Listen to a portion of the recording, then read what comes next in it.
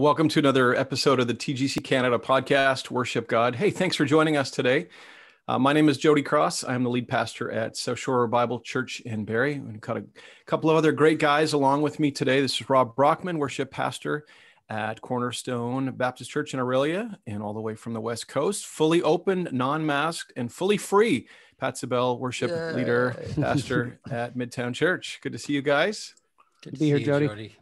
Now, Pat, I felt for you because every other episode we've been talking about how, hey, we got 15%. Hey, we're outdoors. And you go, yeah, well, we're online. We're online. Week after week, I was like, we're online.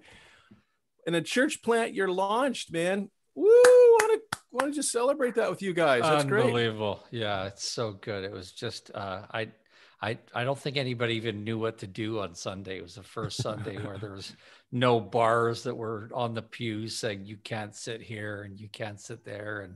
And yeah, I mean, it's still encouraged to wear masks. I would say there's probably, 15% of the congregation had a mask on, but that, joyful singing and just this sense of I can see faces and I can, since we planted the church, this is the first gathering that we've had where we've been free to do as we wish. It was pretty amazing. How many months since you planted that you waited? We planted in January, 24th of January. So yeah, 6 months. Yeah. Well, sweet is the day that you get to realize the body. Yeah, for sure. And we have been doing the outside thing. We did drive-in services for 3 weeks. We've been out in lawn chairs, and thanks be to God, we've had, I think, 7 weeks of sunshiny Sundays. Praise God. Man. There was one that was looking horrible, and I had a baptism service, and I thought, Lord, just give us a 3-hour window. And graciously, the Lord granted us all day. It was all day sunny on that Sunday. Beautiful. Rob, how about you folks? You're doing a little bit of both, I understand. Yeah, we're doing two morning services right now, and then doing an evening service, weather dependent, which has been nice. And the evening service is different. Like, it's not just a replica of the Sunday morning. There's a lot of, like, we did a gospel kind of hoedown kind of thing last Wednesday night, and I taught on Psalm 100. So just something a bit more informal, a bit more singing, but kind of spread out over this nice big lawn next to the church. So yeah, it's been good. Good stuff. Well, hey, we continue to roll with it. Thanks be to God for the ways that we've been able to continue to worship and preach and minister to the sheep. Well, today our issue is good because, in a sense, we have this represented in our panel, but we're going to be talking about aging worship leaders.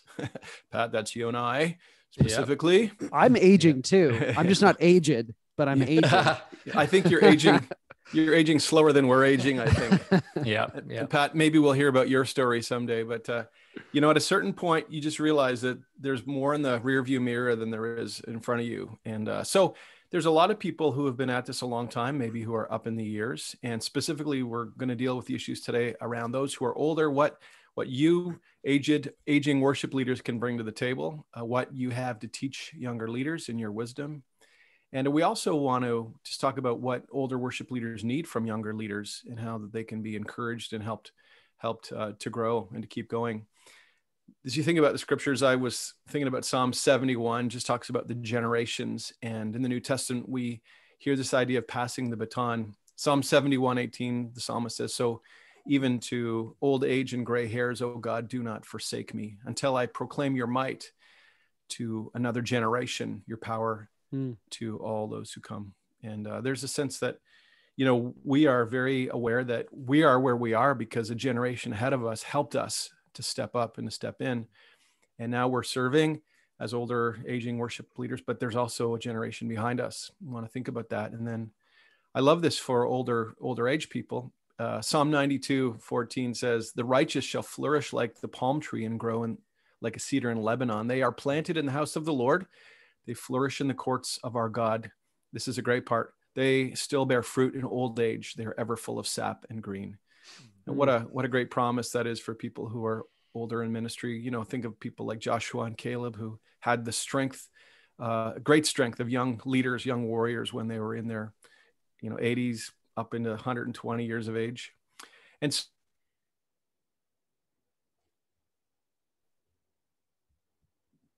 Oh, hair, gray hair. There it is. Did you lose me for a second? Yeah, We you lost kind of you. paused. All It right. was suspenseful. It was great. Yeah. Yeah. Maybe it was my aging speech. What I was really saying before the internet went unstable was that by the grace of God, we've made it this far. From youth to this age, God's brought us, and God has one more thing for us, if nothing else, to impact the next generation. So this is what Paul wanted to do with Timothy, to pass the baton to a younger leader. So guys, I want to ask you, as time's gone by in our lives, how long have you been serving in worship ministry? And give us a brief overview of the churches that you've served in. Pat or Rob, let's start with you. Yeah, since I'm the youngest, Yeah. So I've been in kind of worship ministry, more or less full-time worship ministry, for about 15 years now. So I started off, like leading worship in my church, but like I'm not counting that when I was a kid. But then kind of began in Lanark, Ontario. I spent about 2 years there in a small Baptist church there. Kind of did worship and youth stuff there for a while. And then I moved to Toronto where I was at university. And in university for a couple of years, I was the worship director on campus at Tyndale. And so I was the worship guy there for the college students. And then when I moved to Montreal, 3 years there, I was doing worship and I was pastoral intern. I was kind of doing a lot of stuff, but doing worship stuff there too. And then 9 years in Georgetown as the worship pastor at Living Hope Church. And then now in Aurelia. So starting year one there. So yeah, 15 years roughly, small churches, big churches, bigger churches, kind of all over the map. It's kind of been my experience. It's good. As I hear your story, I know a little bit about Lanark. I grew up in Ottawa. So yeah, you've had quite a difference in geography and cultures. And Pat, you're going to tell us about yours in a second, but maybe a future podcast we could do just lessons learned from churches of different sizes and denominations. And because, between the three of us, we've served in probably 15 different churches or close to it, or settings, and lots to learn. But Pat, up to you. How many years and where have you been? Well, I got 20 on Rob. I've been doing this for 35 years. I was in Kamloops for 5 years, where I got married there, and served a church as a lay worship leader for 5 years, and then went into full-time ministry in Etobicoke in Ontario, and was in a church of 1,200 there for 5 years, and then moved to the Lower Mainland and moved around a bit, was in New West for a couple of years, 3 years, and then planted a church in Surrey, was there for 20 years, and then have been in Vancouver since then. And so, I've kind of run the gamut in terms of very small and everything in between. And it's been a pure joy. I think of the amount of guys that, might be our age, Jody, that, are burnt out or feeling like the ministry has kind of taken its toll. And I was with a friend yesterday and just telling him how much I love Jesus more today, and I love the church more today than I think I ever have. And that's just a kindness. That's a evidence of God's grace at work in my soul, and the privilege to be able to serve the church and to serve the people of God has been a real joy. Yeah, we take it for granted. Not everybody makes it to 35 years for various reasons. Church life can take you out. Lots of things can take you out. So praise God for his sustaining grace for you and Rob. And for me, I'm 33 years, just a little bit behind you. I started in 1988, September of 1988 with, I guess if I went back a couple of years to campus ministry, I could be at 35 years. I was born in 85, just for context here, guys. Thanks, Rob. Appreciate that. We were learning how to play guitar as you were learning how to walk. That's it. I was married in 1986. Oh, wow. You guys are old. We are old. But coffee keeps us young. Yeah. The 30, so those years, 5 years in Ottawa, that's where I got my start, Carleton University, then in a church, and then 4 in Newmarket, and then 4 in Orangeville at a Baptist church, 9 in Barrie, then 10 years up in Aurelia, And then now I'm in a new role, just like, actually, we're all in a new role really in the last number of months, the three of us. So that's kind of cool that we're all together. So lots of years, I guess, to put it all together, we're, what is it, 60, 68, 70, 83 years of experience. So that must mean we've learned something, or at least been bumped around anyway. But hopefully. Well, I want to ask, in those, those younger years when you were just trying to figure this all out, we were all there and knew that we didn't really know what we were doing. What was your experience as a younger worship leader? And how were you impacted by an older worship leader that helped you as you began? Pat, why don't you start us off? Oh man, I mean, I think in a lot of my early days, there wasn't a lot of other people that I was looking up to, because I didn't have people in the church that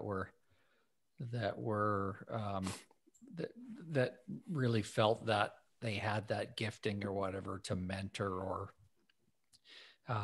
But when I was 26 years old, I met Bob Coughlin, and I'm sure those who are listening in are familiar with that name. And we get the joy pretty soon. I think August 27th, we're going to have Bob on the podcast here. But met Bob at age 26, kind of followed him and back and forth and, communication for the few years. At age 33, I became part of Sovereign Grace, planted a church with them, and also became one of Bob's regional directors. So I had kind of a front row seat to Bob and his ministry, and traveled a lot with him and went into different conferences where he spoke. And so spent a lot of time with Bob and learned so much from his leadership. But Bob's only 9 years older than me, I think, right around there.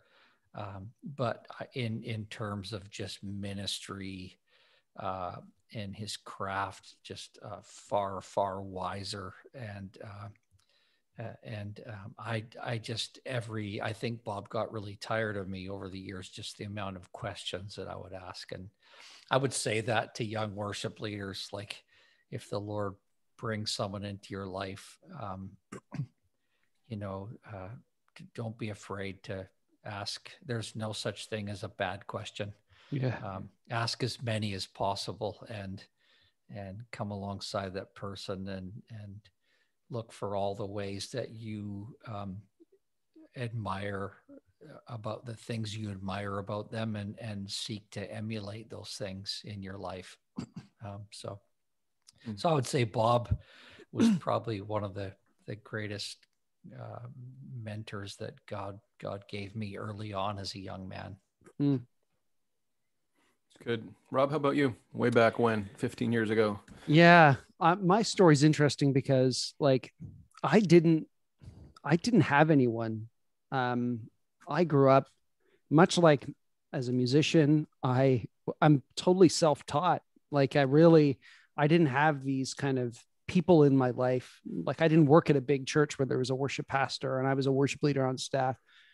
I was a young guy who could start playing guitar, and they were like, "Oh, we need somebody on stage," and they put me on stage. Like, it was always that. It was very informal. In fact, very young, I was the guy that people would go to. Like, in my early 20s, I was leading worship a lot, and people would come to me. I didn't know anything. And I didn't even really at that time have a great biblical understanding of worship. I just knew how to lead Hillsongs. And so I would just kind of play them like they were on the album. And and I knew how to get a band together because I could hear parts. And so I kind of fell into things and kind of stumbled my way around. And it wasn't until about 10 years ago or so that I came across. So who's my guy would be Paul Balash, even though I've never met Paul Balash. Those he has a few DVDs that just were gold that I ate up and watched. I've watched those DVDs so many times, and just learning about, like, the heart of a worship pastor and the heart of a worship leader, and how do you make arrangements, and how do you deal with your band, and how do you deal with conflict and all those things. Like, he was my guy, and I watched and learned. And then later on, I when I was at Tyndale, there was the worship director of the seminary was a guy named Colin Owen. And I think he's now a worship pastor out in, like, BC. And so or Calgary, somewhere west. I don't know. Anyway, and so he was and so I was kind of very much influenced by him during my university years as well. But I'm kind of self-made, and kind of books like Bob's books. And then Bob does a DVD series also that he works through Worship Matters, and like a video series was very helpful for me. But that's all been very recent in the last 10 years. So yeah, much of my journey was reading and learning later in life. And really that development, that shaping in the last 10 years kind of happened. Mm-hmm. Yeah, I'm like you. I think my story is like you. I stepped into a role that I didn't feel adequately equipped for. I was a guitar player who just had a heart for God, and the Lord sets us apart, even whether we have lots of experience or modeling or not. And my experience was that I was part of a church as a teenager, where the music part was pipe organ, the big deal, with full on choir and robes and the whole bit. That was it, and singing hymns. So that's what I knew when I got saved. And then the next church that I was part of, which I ended up going on staff with, they were kind of an old camp meeting, revival hour sort of, thing. Great piano player, lady who'd been playing forever, just knew how to own that keyboard, and a lady who was sat beside her on the organ. And it was a hymn church, piano and organ, and someone waving their hands. So I stepped into that role 33 years ago, when this was all new, guitars. And if you ever wanted to introduce the drums, all of that was brand new. There was nobody that was walking ahead of me. We sort of stumbled and made it up and learned. And like you, Rob, I think my mentors were conference people, conference leaders, people that I saw, or books that I read. And I just learned as I went along and walked through it. Today is much different. There are all the things that you've mentioned. There are leaders that are accessible. There are books and DVDs and courses and training schools. And, if you're a younger leader watching today, there's all sorts of ways that you can come alongside someone or a ministry that is intentional about training. And you will have a leg up for sure on what most of us did. Well, so here we are all these years later. As you reflect, what does an older leader bring to the table? Somebody who's been at it a while. What do we bring after 10, 15, 20, 30 years that maybe we didn't have when we started? Well, I think hopefully we're going to bring, life has a way, and ministry has a way to, I don't know, my wife would say, and she's a good judge. My wife would say that, there's a lot more grace in my life than there was in my early years of ministry. I remember, grabbing one of the doctrines in my early days and, wanting to ram it down people's throats rather than give opportunity for people to process. And so I think that the older I've gotten, the more I'm aware of my own brokenness. I've sinned against many people, and I've been sinned against many times, and the effects of the world in which we live, it's not as God intended it to be. Our churches are not as God intended them to be. Everything is tainted by sin, and we feel the effects of that. And yet in the middle of that, the beauty of the gospel and the grace of God shines. And I think it shines brighter in someone who's been in ministry for a long time and learns from every one of those moments of brokenness. And hopefully it's making you more humble, and it's making you more gracious and more, there's the ability to trust God for the process. And so, what I love about being with young men is I'm grateful for the years that God gave me as a young man, but I also look at them often and I feel like, wow, that was me 20 years ago, or that was me 30 years ago, and grateful where I am today, and grateful that I get the privilege of of coming alongside some of these men and speaking into their life in a way that says, hey, it's always better to be more gracious, and it's always better to be humble, and it's always better to recognize uh, our need for Jesus. And so, yeah, I think hopefully if we're learning in the journey, we're going to become men that I think just minister out of a place of just uh, of tasting and seeing that the Lord is good, and he's been very good to me. And in light of that, how could I not extend that same goodness and graciousness to others? Mm-hmm. Yeah, it's excellent. I definitely think that something I notice in worship leaders who are older, and I would say you guys model this well, is like a tenderness, like when you're younger, it's a lot easier to be a lot more kind of brash and bold and firm on things, and kind of confident, and kind of like there's a tendency towards that kind of pride of youth. But I've noticed a lot in older worship, there's just kind of like a warmth, a tenderness that I think is I want to try to emulate in my younger years in ministry, and that inspires me to want to go, I want to be like that. And I do think it stems from, after ministering for 30 years, you sort out what's important in worship ministry. You sort out really, like, okay, is it all about the flash and the cool lights, or is it more about discipleship and the gospel and raising up? And I generally find that that's where the older guys end up. They end up with, man, if I could do it all over again, I probably wouldn't put as much effort into the multi-tracks, and I'd put more effort into multiplication, into like people, raising up leaders, walking with them, having people in my home. And when I hear of people talking about worship pastors and leaders who are older, and it's always that very relational, very intimate relationship. They poured into my life.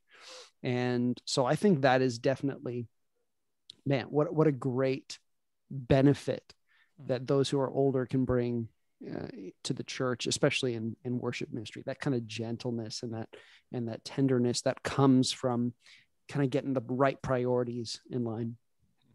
That's good, Rob. Thanks for that. For me, I think as you get older, you definitely have seen things in the past. So I like to think, if God puts a mountain in front of you that you have to climb, you can look over your shoulder and see other mountains He's brought you to and through and up. And you can look back and see great is God's faithfulness. So I believe that older leaders bring a sense of resiliency, that they've been there, they've seen God's faithfulness, and there's a hope and an encouragement to trust God for the things that are ahead. I have this little theory that we continue to come around the mountain again and again, and God continues to teach us these lessons, but maybe at a deeper level, every time you come around again. And so we've been through a lot, but there's still more boats to step out of and more water to walk on, more mountains to climb. And perspective is one thing I think as well, that older leaders, hopefully we feel like we don't have to prove anything. We don't have to impress anybody, that more and more our aim is to please the Lord, as the scripture says, and to realize, as you have said, Rob, that just the priorities of people and the Lord. We've talked about this in previous podcasts, that being hip and cool and having the right songs is not job one. It's to shepherd the flock and to love the Lord and to love God's people. And hopefully there's a multi-generational heart that, I think there's wisdom and experience brings the ability to minister to older people and to younger people, to understand them more, because you're getting a lot closer to those senior years. But you remember when you were 25 at the same time, maybe you've got some teenagers in your house. You have a perspective that's broader and bigger, and I think enables you to reach out to a cross-section of people. So those are some strengths, and maybe those who are listening and watching today go, okay, yeah, I can identify some of those things, and maybe think of other things as well that you have as strengths. How about this, as we talk about what areas older leaders might be lacking in? Where do we struggle? Pat, we'll start with you. Where do you think older leaders might be lacking? I think there's always this struggle. It doesn't matter what age you are, of sinful comparison. And I think that's a real struggle, and it can be even more so in your old age. I think, I think being comfortable in your own skin and not trying to be somebody that God didn't call you to be, I think is really important. I think like God gave me two sons. My older sons are 34 and 32, soon to be 33. And, I've learned a ton from them. They absolutely have their own personalities, and I have my own personality, and I've no desire to force mine on them, or nor do they force theirs on mine. But we have much to contribute to each other, and God's made us how He's made us and who He's made us to be, and so I think it's important that we're ever learning from young people. But as an older guy, you're always going to feel like you're lacking. I don't know. I feel like some ways the Lord keeps me low by just this recognition that, maybe I'm just not that great of a musician, or I'm not that gifted. And so I desperately need Jesus. I have this wonderful thing that overtakes me every time still, after 35 years of getting up on a Sunday morning, or just a holy fear of the privilege that I get to stand before the people of God and lead worship. And I think, I want to keep that. I want to stay low. But I want to recognize that God's called me to this, and that He's going to equip me and give me all that I need to do it. And there are so many things. I mean, you think about just our culture and our age; everything is changing so quickly, right? Mm-hmm. And so, when I took this job at Midtown, I remember informing the lead pastor that I am 55, just in case you forgot. And there's just certain things that's not in my wheelhouse. We're going to have to either hire somebody or find somebody to do those things. Mm. And I think that's really important, that we just be okay with how God's called us and gifted us, and then I think look to the younger guys to help us in the areas that we are lacking. Mm-hmm. That's good. Rob, what do you think? Yeah, I want to really temper this, because like I have just such admiration and respect for older people, and so I even feel weird talking about weaknesses, because I'm like, shut up, Rob. Nobody wants to hear what a young guy thinks about older people's weaknesses. But what I'll say is this: I'll couch it in a compliment. It can be a strength and a weakness. Is I think what I've seen from a lot of older musicians, I'm assuming maybe this applies to older worship pastors, is that you kind of find your style and then you kind of stay in it. And sometimes that can date you. Not that that's a bad thing. It's the thing, like, to a certain degree, we all have, like Pat was talking about, God has made us a certain way. And I even think musically, there are certain things that we're just going to be ourselves in. And that's why, Paul Balash will always sound like Paul Balash, and Bob will always sound like Bob, and Pat and Jody, you guys will always sound like yourselves. And there's good in that. But that can also be a challenge when you're on a team with other people who are trying to do something different, and you can't quite lean into it because it's like, well, I can't do that thing. I can't do that style. I can't play that way. Like my guitar pattern is just, I can't quite get that strum pattern and stuff.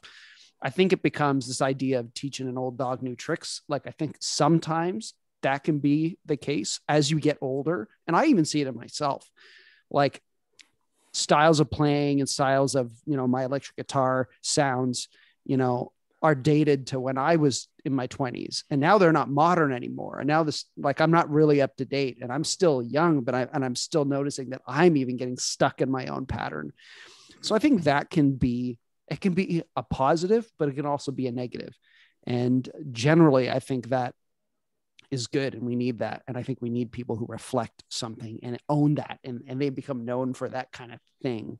Mm-hmm. I like that. I think there's strength in that.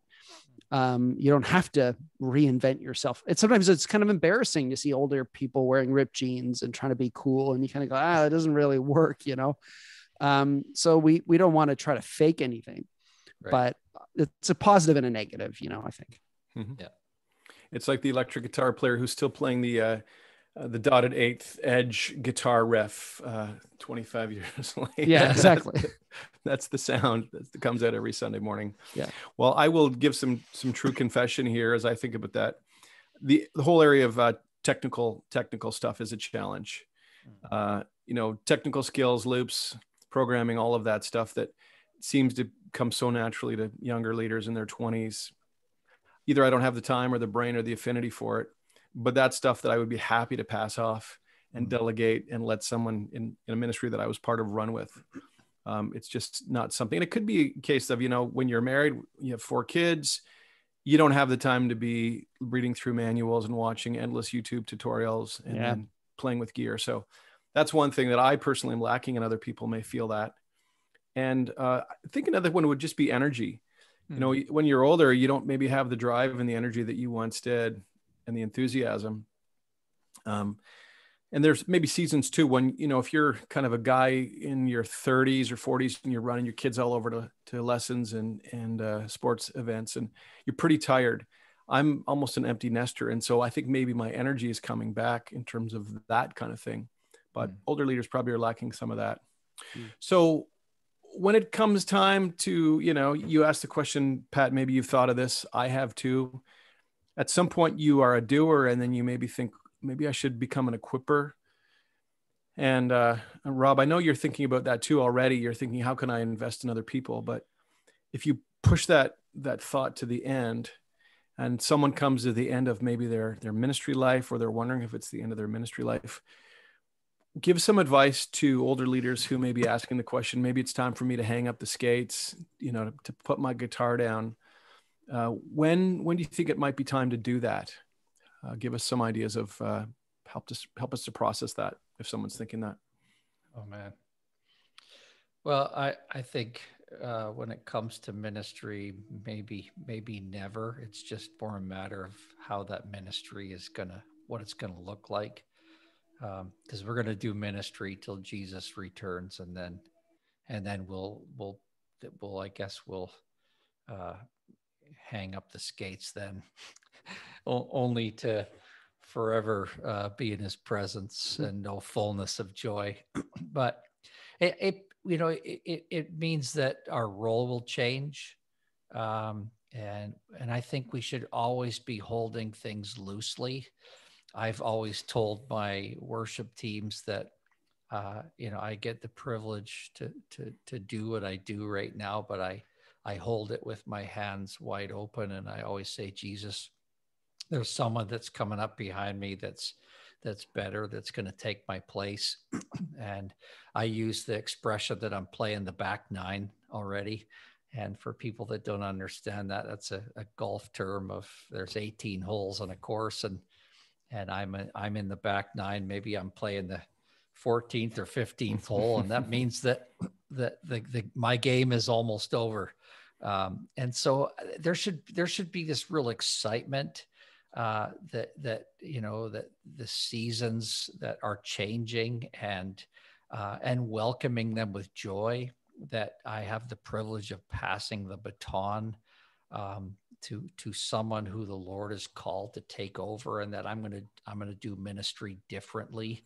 And I think if we hold things loosely and we recognize that our identity isn't found in this, that Jesus, our identity is found in Jesus and Christ alone, then I think with joy we could embrace every season.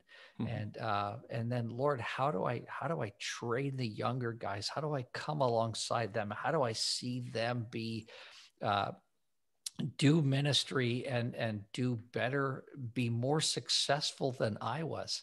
I just said to my son a couple of weeks ago as he was leading worship, and the next day I came in the office, I said, Bud, when I watched you lead on Sunday, I said there was something on you that is God given, and I said it just brought so much joy to my heart to watch you lead God's people. He got a double or a triple portion of what I got in terms of musical gifting and just the way he thinks and his love for theology. And I'm just going, this is amazing. And we should praise God and rejoice in that and be willing to say, hey, I'm going to do ministry till Jesus returns. And whatever the next stage looks like, I just want to embrace it. Mm-hmm. Yeah, it's critical. I think, a good way to know when it might be time to hang up the skates is when the Lord tells you to hang up the skates. Like, and maybe that's a cop out, but that happened to me like recently, being in my role at Living Hope. It was love the church, I was very comfortable and, wasn't thinking about leaving. And then all of a sudden an opportunity comes. And through that opportunity, it kind of, what God revealed to me about my role was that I think I probably gave all I could in that context, and they needed fresh eyes. They needed a fresh person to come in. I'm not saying that always happens. Just in this particular situation, I felt like, you know what? I think they need something different that I can't bring there now. I think that's just the Lord moving me on somewhere else, moving me. My passions were shifting. And so I think if you're feeling frustrated, tired, I've seen a lot of older leaders getting irritable. And I think maybe there's some signs there where it's just like, I don't have the patience for this ministry and stuff like this anymore. I think those can all be signs, not that you're done, but like we're saying, maybe there's a shifting in focus. Mm-hmm. And, I have seen it in you guys. I've seen it in other worship guys. I find a lot of worship guys who are aging make phenomenal teachers and leaders of churches. They've spent their ministry leading teams. So the idea of taking on elders board, isn't that crazy? They spend time working with musicians. So having your own worship guy, well, how to speak the language. There's a great partnership that can happen there. I think there can be a very natural progression in ministry, not necessarily, but there can be a natural progression from worship pastor to teaching pastor or associate pastor or something. And it happens all the time. And I think that's because as we grow, as we develop our theology, we love teaching it and passing it along. We're used to teaching. We're used to using these skill sets that these other roles need. So I think it's a sensitivity to the Holy Spirit in your life. And it's a sensitivity to what's God saying and a willingness to be open to that, which is what I had to go. I had to be willing to go, okay, Lord, maybe you want to shift things over a bit.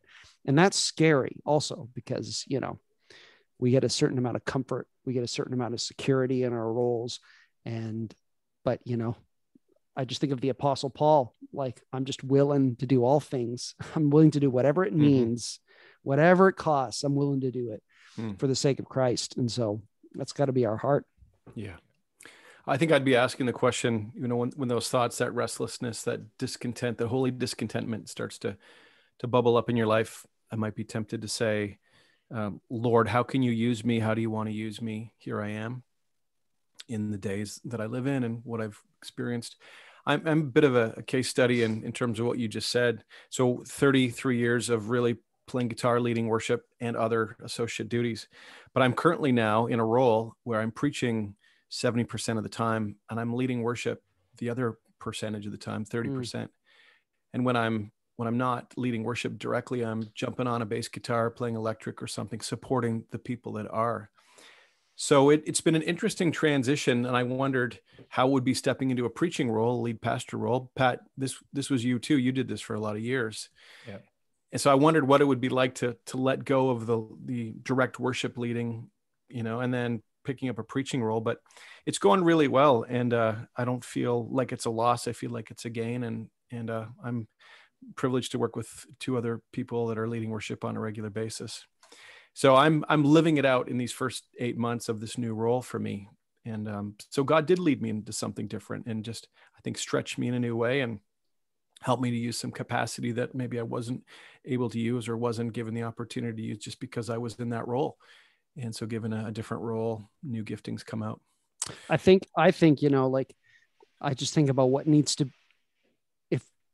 be at the root of all this. Is this line jumped out to me when I read it. For 2 Timothy 4:11, Paul's at the end of his ministry, and he says this. He tells Timothy, Luke alone is with me. Get Mark and bring him with you, for he is very useful to me for ministry. So Paul is saying, Mark is useful to me for ministry. And I remember thinking, what would Paul say about me? Like, and that idea of longing to be useful to the Lord in ministry, in whatever, I don't care if it's being a janitor. I don't care if it's preaching, if it's leading worship, if it's kids ministry, whatever. I just long to be useful for the Lord. And if we can get that at the root of our kind of being, I just want to be useful to God in whatever way. I think then, I think those are people he can use. And maybe a lot of people will criticize guys from jumping from positions to positions, but hey, maybe that's just the Lord using somebody who's willing to be useful. We don't know, but I think it's a good word for all of us. Like, let's just long to be useful. Yeah. Well, we're at the last words part of our podcast. I'm going to give you guys 2 sentences or a few more. What would you want to say to these folks as we tune out? What advice would you give? I would say, I mean, your opening verse, Jody, has been my theme verse since I was like 15 years old.